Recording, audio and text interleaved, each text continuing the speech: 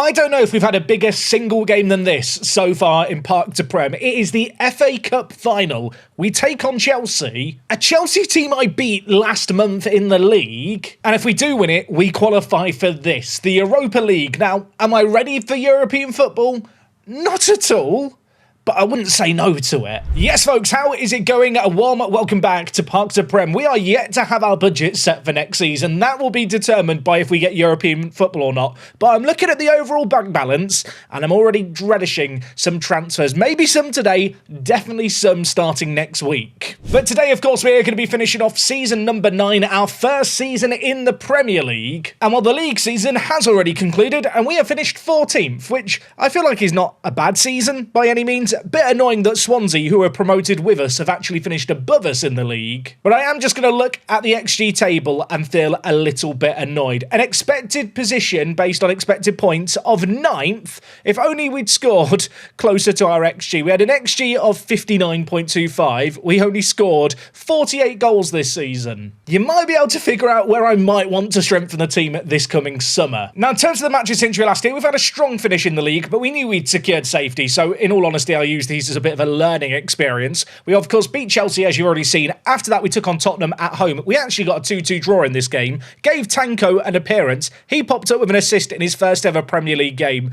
Still not sure what I'm going to do with Tanko. I've got him transfer listed. There's a load of teams that are wanting him. And at 20 years old, I'm questioning, should the asking price be set higher? It probably should be. You know what? I'll put it on unspecified, and then actually, it's updated the ranges. Apparently, he's worth even less. I guess he is about to go into the last year of his contract. Presumably because I've had him transfer listed, he's probably not going to want to renew it either. Nevertheless, he popped up in that game against Tottenham, and after that we had Manchester United on the road. A 2-0 defeat was not exactly ideal, but we did rotate the team for this one. And to end the Premier League season, we managed to end things on a high at home against West Ham. Julio tucked it away in off the post. 1-0 it finished. But unfortunately, despite winning this game, it didn't actually change anything. Swansea got points on the final day and managed to finish above us. Not entirely surprising though, the board are absolutely delighted with how this season has gone. You can see here, obviously, passing the objective to avoid relegation, or rather, to attempt to avoid relegation. We did that and then, so it wasn't too scary in the end. And I mean, ultimately, we have finished 19 points clear of the drop, which feels really, really comfortable, actually. Now, of course, the true level of success for this season is going to be determined by this game against Chelsea. After the game, we're going to do a little bit of a rundown of the squad for this season.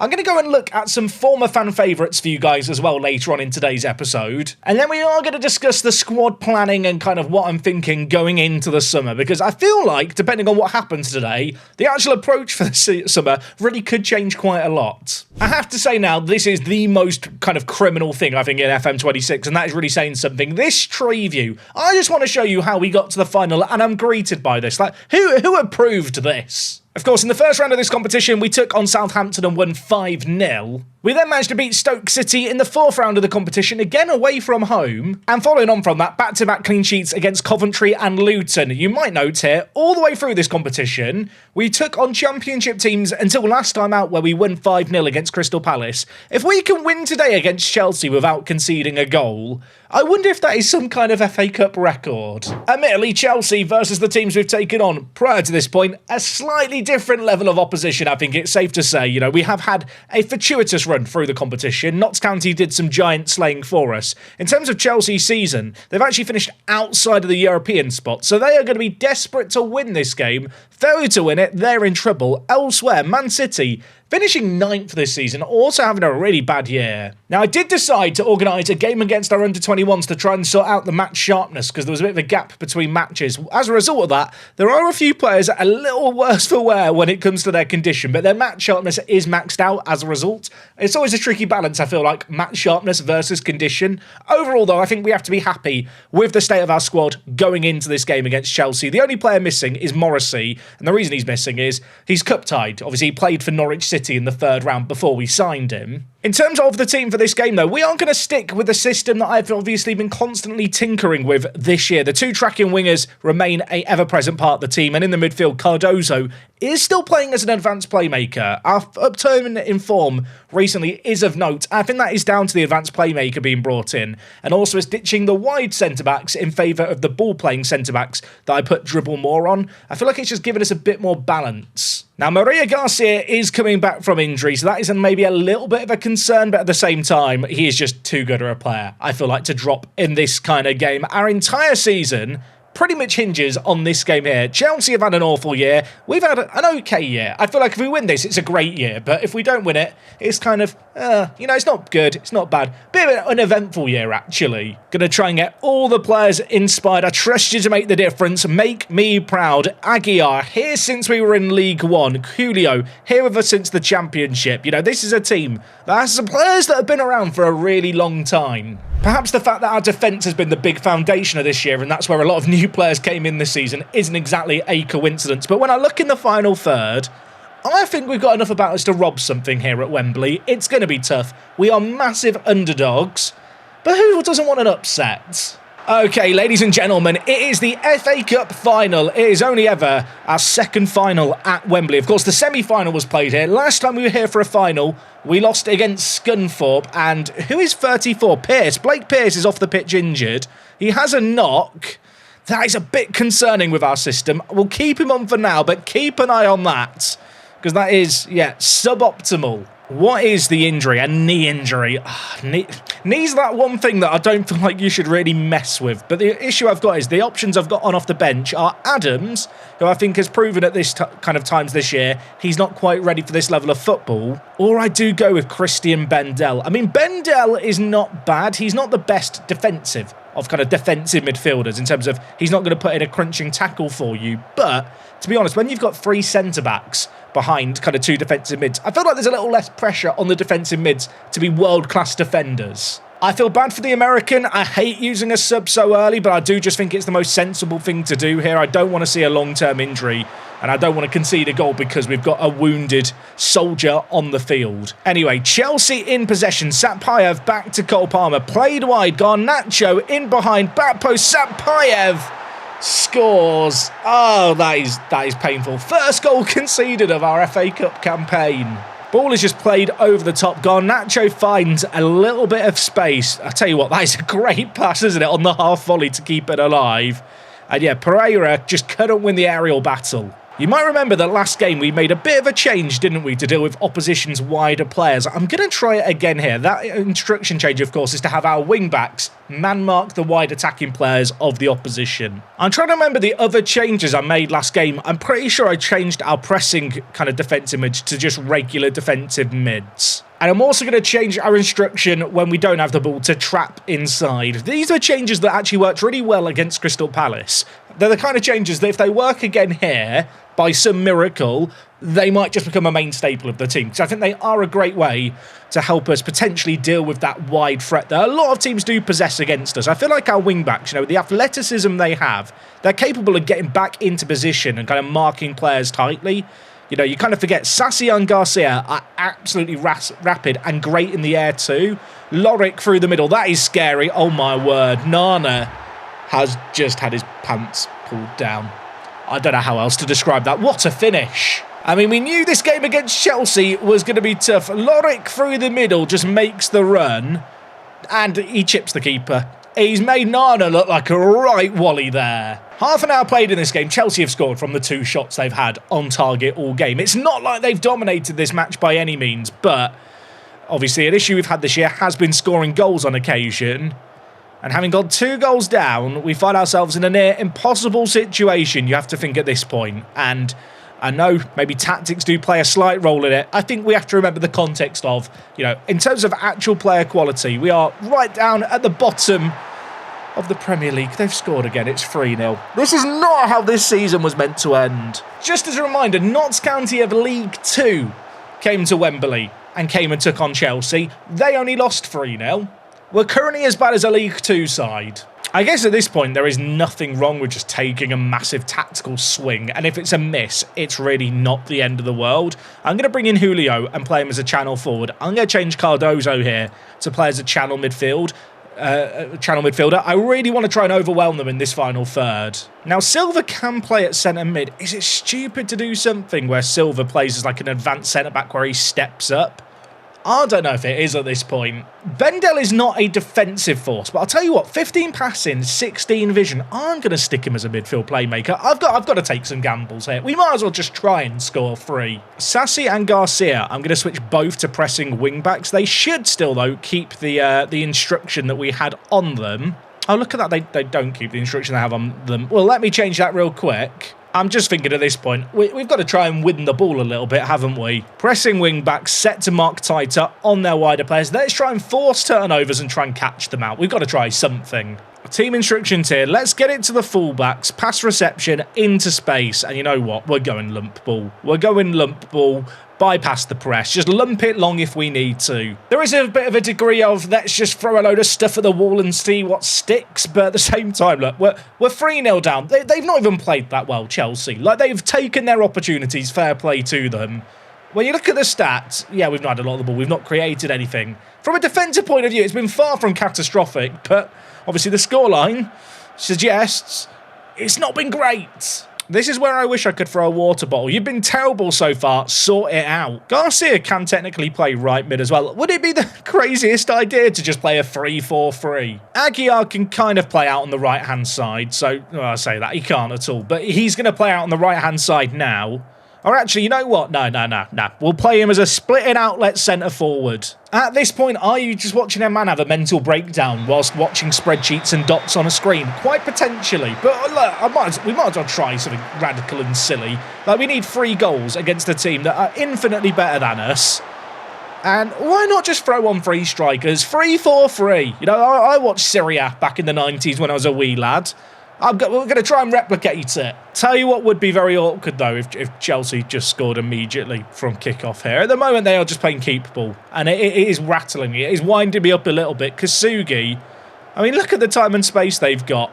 Doku, Casado, I might have to up the press. This is annoying me, how deep we're sitting. Kasugi, don't score another Chelsea. Don't do it from kickoff. Doku, Palmer, Casado. They're running rings around us. Please stop. We're already dead. Lorique. Oh, my word. No, what a save. Let's play a standard defensive line, but a high press. Prevent short goalkeeper distribution. And at this point now, we pray. Why have they got a corner? Jeremy Doku's over. It goes short. Please stop this, Football Manager. Stop this nonsense now. Doku, Palmer, Doku, Lorique. It's blocked. I'm not having fun. Right, demand more at the players. End the highlights, please, Football Manager. Put me out my misery. When we have a shot on target, because we've not had one yet, I'm going to pretend we've scored a goal. That's how I'm feeling right now. We've got to celebrate it like we've scored. But yeah, today has not exactly been ideal. I feel like at this point, I'm now using this game as a chance for some tactical experimentation. Julio in the wide area. Imagine. Julio plays it across Garcia. The right back inside is blocked. It falls to Cardozo. It's 3-1. I don't need to pretend we've scored a goal. We have scored a goal. You know what the worst thing about this is? If this works, I'm going to look at Sassi and Garcia and think, shall I just play them as wide midfielders instead of advanced wing-backs next year? Am I going all in on the 3 at the back with kind of the wide attacking players? It's 3-1. We need more. I'm going to encourage the players now. We got 1 goal back. We've also got lots of tired players. I mean, what is this? This is just desperation, isn't it? Julio, at this point, mate, just stay as an inside outlet winger. There's no point in you tracking back. By the way, Sassi was a hero, wasn't he, last episode? He's on a 6.12 on the left-hand side. I don't want to say that certain players have vanished when I've needed them to turn up. Certain players have vanished. Bizarrely, when you look at the combined view on the tactics screen, it doesn't look that egregious, really. Pereira is on a 6.07. I'm going to put him out of his misery and bring in Jimenez. We'll play Silva, I think, as the wider player and Jimenez in the middle. I've only got 1 sub left. I really wish I had a left mid to bring on for Sassi. The option I have is Ortiz. And I don't trust Ortiz. On occasions this year, Creti's been an absolute hero, but he can't play right mid. That's the issue with this change in shape as well. I've not got the players to play with wide midfielders. I'm just going to bring in Silva and Jimenez for now. We'll hold on to our 1 last sub with 1 stoppage remaining. We might need it in case there's an injury. Right, fire up the players. 20 minutes left. We're really not creating enough. I was literally getting ready to pause and make a tactical change, and then a highlight began. Imagine. There's a 2-on-2 in the middle. Aguiar, get it in, son. Get it in. That is not the run that was needed. The issue we're going to have now is, could get caught on the counter-attack. Garnacho's bringing it forward. He's already got 1 assist in this game. He could grab another. He's going on his own. Where is our defence? It's another great save by Nana. At this point, distribution needs to be towards the target forward. Going to change our balanced kind of overlaps from both flanks, just because we need to get the ball up the pitch quicker. Going to put early crosses and also just get rid of disabling long shots as well. 17 minutes, 2 goals needed. At what point do we go to very attacking? Sassy's on a 5.9, by the way. Our defensive midfielder, there's currently a large gap between our defensive line and our midfielders. Doesn't matter. Does not matter at this point. Palmer, Kasugi, Casado. They're just tearing us apart. It's almost like we've got no defenders left on the pitch. I don't like this. I really don't like this. It's in the middle. It's Lorik. It's 4-1. It's game over. I guess the frustrating thing in this game is we were 3-0 down, weren't we, after 4 shots on target. And it was at that point that I kind of radically changed things. Admittedly, we've then gone on to have a shambolic defensive display where they've really ratcheted up the statistics. But up until the point where I changed things, where admittedly we were already losing 3-0, I feel like this wasn't as one-sided as it's ended up being. There's 5 minutes left. It's 4-1. I almost feel like I should be apologising to the fans in the crowd now. There's still 5 minutes plus added time remaining here. Why am I not on very attacking? Let's go to very attacking. Kasugi to Palmer. I mean, we've won the ball there. Bendel, Aguiar, Bendel, forward, Garcia, Aguiar. Is he on? Is he on? No, he's offside. It was a great fit. Wait, did that go in the net or not? It might have gone wide. We've hit the point now of me just giving myself disallowed goals that weren't even in the back of the net. That's where we're at today. The dream was European football. That dream is dead, ladies and gentlemen. Enjoy your FA Cup, Chelsea. Enjoy it. Enjoy, you know what? Celebrate it in front of us. One day we will win this competition. I will play the FA Cup anthem as we hoist the trophy. I'm afraid to say, though, that day is not today. Runners up in the FA Cup. Bit of a sad note to end the season on. Sassy ending up on a 5.8 rating just hurts, doesn't it? The only silver lining now is as we exit this game, I should get the budget set for the new season. So if the chairman wants to make me really happy, please just give me a big wad of money. I am so sad by this. I feel like there was actually a chance, but we just didn't really show up. Right, the budgets have been set though, so we've got that to look forward to. What money do I have? I'm hoping it's going to be like, I don't know, £30 million transfer budget. I don't even know what our current wage spend is, but anything around 800,000 I think would be a pretty nice upgrade. The board have set the budget at 600,000 with a transfer budget of 48 million. Now we're talking. Now I can work with this. Admittedly, that transfer budget actually leaves us with little to no wage budget remaining, and it's probably the wage spend that I need more of. Can I adjust the budgets? I can adjust the budgets. I said I kind of wanted around £800,000 in wages.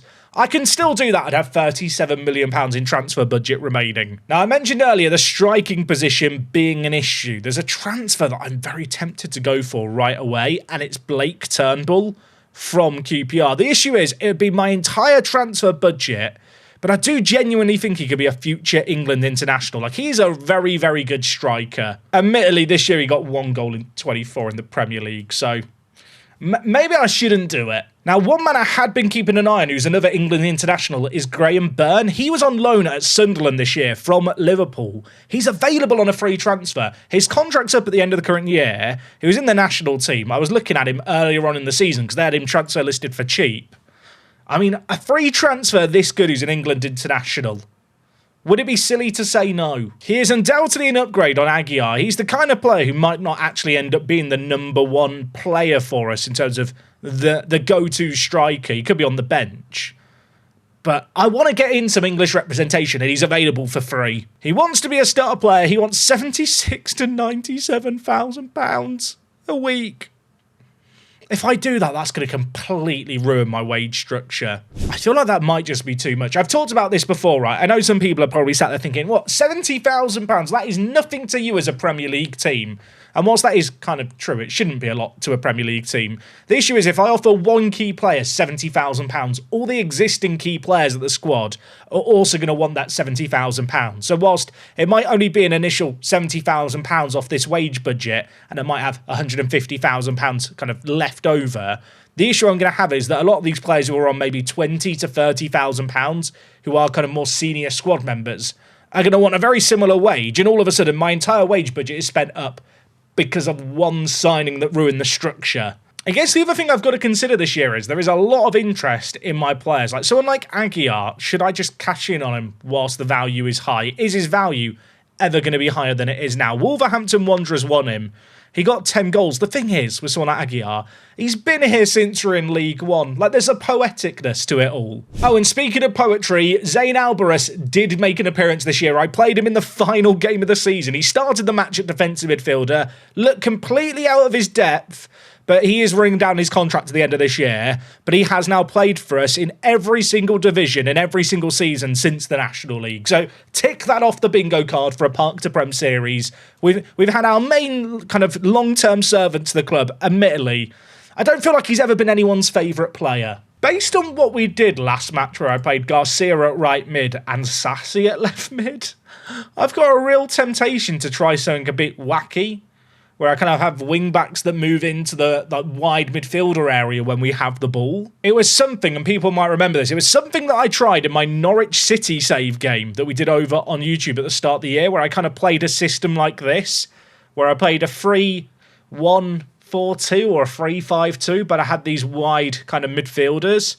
Could I do something like that, but with wing-backs when we don't have the ball? I feel like if I want to evolve away from our current system into something maybe with two strikers that has a little bit more in the way of attacker potency, like a really experimental shape like this could be kind of interesting, where we kind of play a 5-3-2 when we don't have the ball, but then really do try and commit players forward when we do get it. I know I've discussed previously the idea of ditching the three at the back for kind of a more conventional 4-2-3-1, but there's two reasons why I kind of don't want to do that. The first is, I actually feel like we've got some really, really good centre-backs. I feel like Pereira, Grobben, Silva and Jimenez as a four are all good enough to play in the Premier League longer term. And then the other issue I have is I love Sassy and I love Jesus Maria Garcia, but the fundamental issue with them is they're great wing-backs from a physical and kind of going forward point of view. But in terms of their actual defending, 10 marking, 11 marking, 10 tackling, 8 tackling, positioning is slightly better for them both. But there's no denying their main strength lies with their ability when going forward. I suppose you can see that from the statistics. Like this year, they've got, a combined 16 assists and 14 goals. Admittedly, Sassy on the left-hand side has done the heavy lifting in that regard. But they both can play as wide midfielders. So if I did want to go down the route of staying with a three at the back, but maybe trying to get these guys in a more advanced area, maybe something like this could work. I mean, it'd be experimental, it'd be different. I guess the issue would be is I'd need to recruit in new backup wing-backs that can also play the wide attacking midfielder area. That said, someone like Creti is someone I'm probably going to get rid of this year anyway. He is my current backup right-back, and he is just not good enough. At left-back, we've got Morrissey, who I guess I could train to play left midfielder. And actually, thinking about it, Rodrigo Samaniego, who we signed in January, who is a Paraguayan youngster, he can actually play right mid and right wing back. I mean, could he be my backup right wing back for a year? I think it'd be rushing him into the team, but he would fix that change in direction. The other nice thing about this shape is Pearson Cardozo could have a little bit more permission to go forward and playing with a deep line playmaker, maybe Bendel, you bring in just to play as that deep line playmaker. He's a bit of a specialist, I feel like, in this kind of role. The only other issue might be that Valentin Diop can't play as a striker. He can only actually play out on the right-hand side. I guess I could maybe train him to play as a striker. The thing I do like about changing maybe to a shape like this is the fact that if it doesn't work out, it's not like an impossibility just to revert back to what we've played this season. They look like quite radically different shapes, but actually the major difference basically is the wide attacking players and having an extra centre mid. And right now I look at Fram and Alvarez at centre mid, they're not good enough to play in the first team. So at centre mid we have Cardozo, Pearce, Bendel and Addons.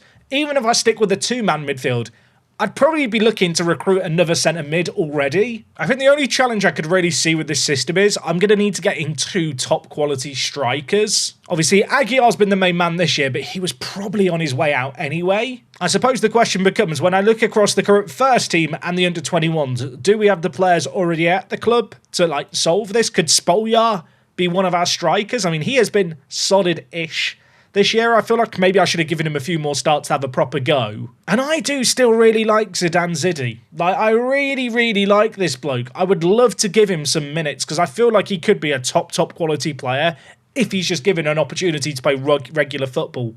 He's one of those players that's kind of got the good mould already of a top quality football manager striker. I mean, the current first team sits at 25 players. We are going to have to move some players on this year. That, I feel like, is almost a certainty. When I saw players by appearances here, you can see we did actually make quite a lot of use of my team. That wasn't necessarily because I trusted all of these players, but actually because I was really trying to find out who was good enough to play at a Premier League level. And there's definitely players like BJS and O'Loughlin who came up with us, Creti as well, maybe even Haddad, dare I say, came up with us from the Championship. I've given them a chance to prove themselves this year. They've kind of just been absolute flops. And the advantage with players like O'Loughlin, who I might be looking to move on, is because I've actually given them like a decent chunk of games. He started 9 of 38 games this year. That should mean that there is at least a little bit of transfer interest. I find in general in Football Manager, it's very hard to move on players that haven't been playing matches, which is why even in the case of someone like Haddad, who I don't think is good enough already, we maybe need to look to move on. I gave him game time this year once I knew we were safe, because I know that will help me sell him in the summer. There's a thing that programmers do where they have a teddy bear on their desk, and when they have an issue with their code and they can't quite figure it out because they've been staring at it too long, they basically explain the code to the teddy bear, and it helps them kind of look at it from a new perspective. I feel like that's almost what I'm doing in this video here. I'm just thinking aloud as to how I want to change the system, the pros and cons of what we're doing, how we have been playing, and trying to figure out what I want to do. And to be honest, at this point, I wish the teddy bear could speak back to me, but you can. The comments are down below, and the beauty of this video going up on a Friday is I actually have a day or two to actually read comments and be reactive to it. The more I look at things, the more I am buying into an idea of doing something like this. I hadn't really considered the fact Garcia and Sassy can play the wide attacking midfielder roles. Also, I'm not sure why they were the wrong way around. Let me swap them back here. And it still kind of allows our three at the back to flourish. And if I was going to improve the attack anyway, I don't feel like it's the end of the world, you know, mixing things up there. Feel free to disagree with me, but when I look at our current first team players and kind of the best players in our team, I've kind of got like a selection I've just set up here of players who I think are good enough to play in a squad that qualifies for European football in the next year or two. Like, I don't feel like we're that far away. Cardozo could easily as well arguably end up playing as that deep line playmaker for us. In fact, he might be better than Bendel in that role. I feel like maybe a bit more quality in the midfield and maybe 2 new strikers, and we could do something pretty good next year. Like, I hate to keep coming back to the XG table, but we were the team that underperformed our XG the most. We created a lot, we just didn't convert nearly enough. And obviously that really did cost us ultimately on the points column. If I do change things like this, it looks like a revolution, but actually I do feel like it's more just an evolution of the team with the players that we've got and playing to our current strengths. Anyway, as a reward for putting up with my big old yap sesh, we're now going to go and look at some players from the save game that you guys probably want to know. How are they doing? Can I start off by saying, though, this is the element of FM26 which I think really struggles the most. Yeah, there's just, like, you can't look at historical best 11s or, like, former kind of squads. It's a bit sad. It makes looking back on save games as you've played through things a bit trickier, and it's just one of those things which, I don't know, I feel like it's a massive miss this year. Like, even the records being in these little pop-ups upsets me a little bit. I know people are going to be asking, what's happened with Princeville? I can't click on his name. Is that because he's retired or because it just doesn't work on this screen? I bet it's because it doesn't work on this screen. Ah, excellent. Don't worry, Princeville has not retired. In fact, he's only 28 years old. He still looks really, really good. Of course, we sold him to go and play in the 3rd tier of Italy, which I want to say he's made his happy hunting ground, but 8 goals and 9 assists. I mean, you know what? It's not the worst return in the world. I just love the fact that he's just decided to go to Italy for a little bit. You know, more players are doing this from England, going abroad. Princeville's decided to find himself in Italy. In terms of other fan favourite strikers, Alberto Rodriguez is only 23 years old. That feels wild to me. Can you remember when we signed him in League 2? He is playing for Tigres now. He moved for £5.25 million.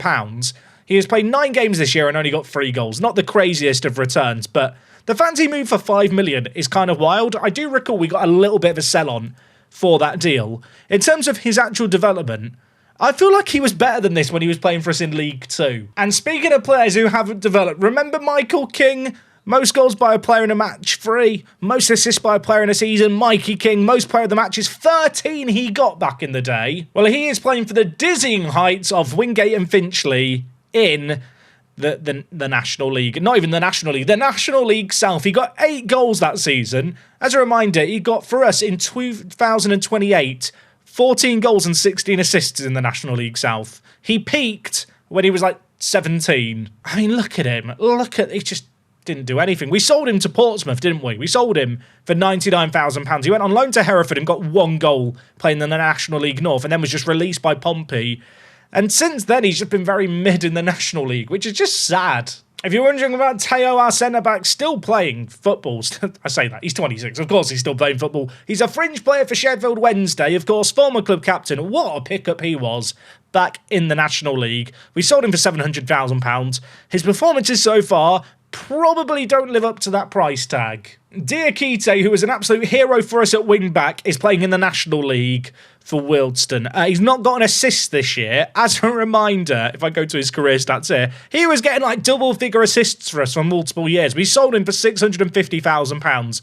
Another one of these players who was signed by a team in the Football League, then loaned out, didn't really shine, and then just released. I feel like the AI kind of gives players a bit like King and a bit like Diakite too shorter contracts. Like the fact he only had 2 years to prove himself and then they just released him anyway is a bit sad. Admittedly, he is another player who I don't feel like has got better since we released him. Of course, we didn't release him. I'm just saying we released him because it's like when you don't want to say that someone broke up with you, so you say you broke up with them. I didn't sell him.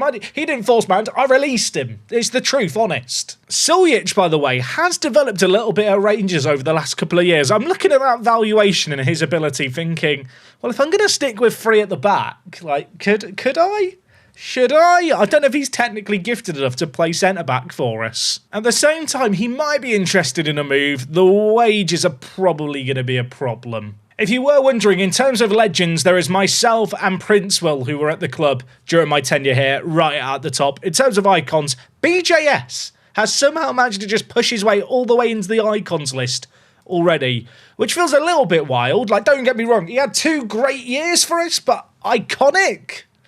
I don't know about that one, Chief. He might be sold this summer. And in terms of favoured personnel, there is only Alberto Rodriguez there. I feel like there should be more players in this list. You can let me know down in the comments who is your favoured personnel from the series. Who should be on this list with Alberto? Anyway, folks, originally I was thinking I was going to go ahead and sign one of those English strikers, but given the wage demands they both have, I'm going to step away and hold off that for now, but I hope you've enjoyed a bit of a yap sesh today. I feel like it's always nice to talk about some of the details of Football Manager, where my thinking's at. I feel like just going through the team and explaining where I kind of view certain players are sitting, it helps you kind of get a bit more attached and invested to the squad and maybe understand my rationale a little bit. I feel like sometimes I don't explain myself so well. Bit of a shame that we couldn't win the FA Cup today, but I hope you enjoyed the episode nevertheless. If you did, go down below, leave a like, come back next week. I'll see you guys for some transfer action. I'm out.